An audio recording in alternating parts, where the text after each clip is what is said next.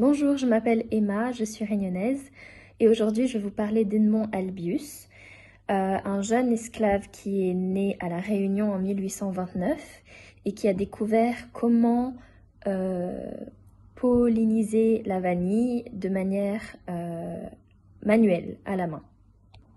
Donc c'est à l'âge de 12 ans qu'Edmond Albius comprend comment féconder la vanille à la main.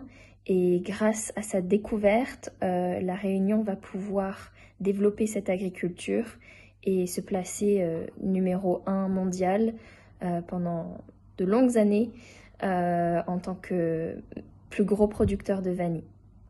La vanille, c'est une plante qui prend beaucoup de temps à pousser. Donc déjà, il faut savoir comment féconder la fleur pour ensuite obtenir un fruit qui prend du temps à pousser. Et une fois récolté, il faut beaucoup de mois et de mois de séchage à l'ombre, puis en plein soleil. Et c'est vraiment beaucoup d'étapes avant d'obtenir la gousse de vanille comme on la connaît quand on consomme des plats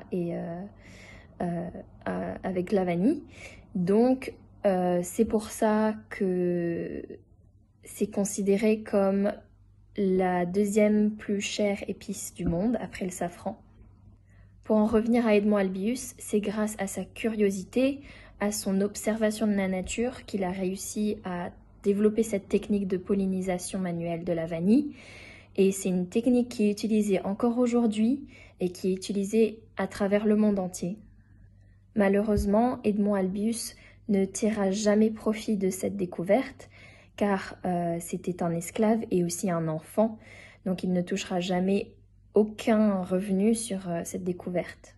Ce n'est qu'en 1980 que sa ville natale de Sainte-Suzanne lui dédie une plaque, et le 10 mai 2004, on l'honora avec une statue pour remercier cet enfant qui aura vraiment changé l'avenir et la face de La Réunion. C'est grâce à lui que La Réunion est considérée comme l'île de la vanille.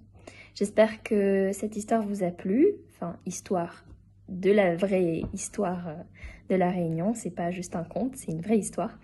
Et à bientôt!